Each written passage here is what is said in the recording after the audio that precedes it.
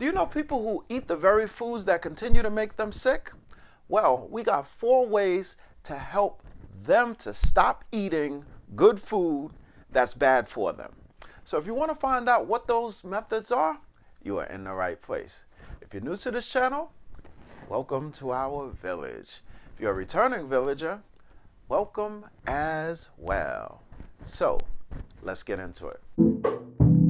Welcome to Garden of the Mind, where we reduce stress, improve our health and fitness, and improve our financial IQ every episode. We must believe more than we see. There was a time I went to the doctor, and when I went to the doctor, they told me that my cholesterol was elevated.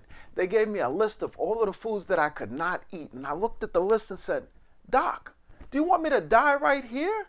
That's everything that I love." At that moment, I realized I had a choice to make.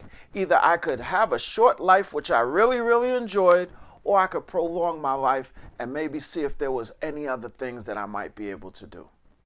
So I'm coming to share some of those things with you. Tip number 1, evaluate the importance of that food in your life. If you know that this food is causing you damage, think about the amount of damage that it's causing relative to the amount of satisfaction that it's giving you. Once you do that, you balance it out and figure out most of the times this food does not really need to be in your life. Whatever that food is, don't think to yourself, I'm going to stop eating it. If you do that, that's going to be really hard. When you have a long distance to travel, you don't do so by taking the biggest step you possibly can. You do it by taking small steps. So that's exactly the idea that we're going to use here. If this is a food that I eat every day, instead of me eating it every day, I'll eat it every other day. Then maybe after a month, I will switch it and go every 2 days. And then after another month, maybe every 3 days. And after a while, the habit doesn't seem like it has such a stranglehold on you.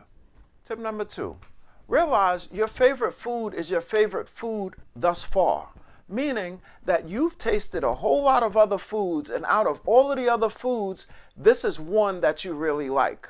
But there are several other foods for you to take. There are yet new favorite foods for you to discover. Think about expanding your palate and eating other foods and trying other foods, and you might find that your favorite food, the one that you didn't think that you could live with, now has some company with some other ones that you can live with, and they are not as detrimental to your health as the one that you are replacing. Tip number 3, assess the associations with your favorite foods. Your favorite foods are your favorite. Is it because of its taste, or is it because of some nostalgia? Does it bring back kind memories of you spending time with your grandmother? What about that food makes it your favorite? Is it more than just the taste? Is it couched in an experience? Think about how you might be able to get that experience by doing something different, and then it'll probably be easier for you to change that food. Now, if you do have a favorite food, and the reason why it's your favorite is because of the way it tastes, there might be some other foods that you might be able to get that might be a little bit better for you and still gives you that same taste. Example, I used to drink soda all the time, and I never thought I would ever not drink soda ever in my life.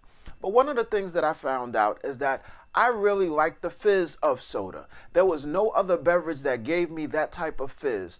However, when I started to incorporate seltzer water and putting in juice in seltzer water, I found out that I still had that fizz, and then I was able to wean myself off of soda.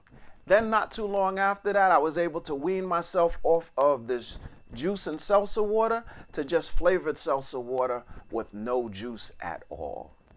Tip number 4, change your eating habits.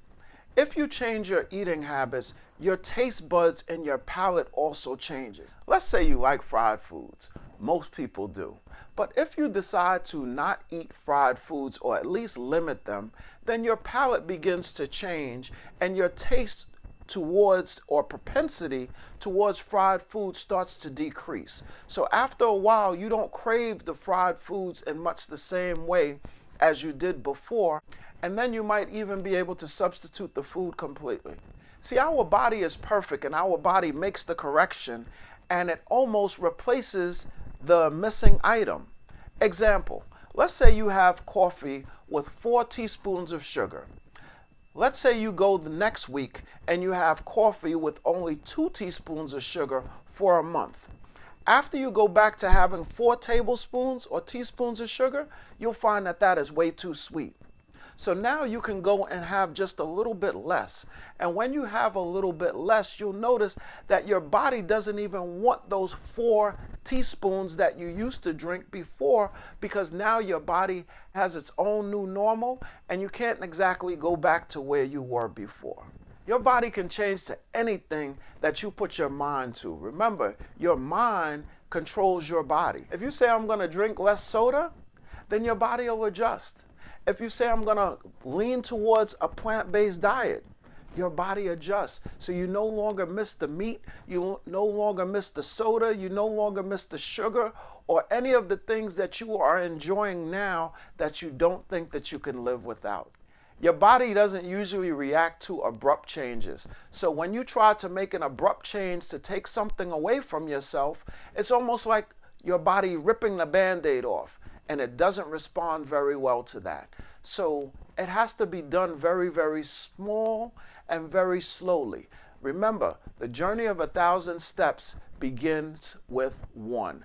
Don't try to take 1 step that covers 1,000 steps of ground.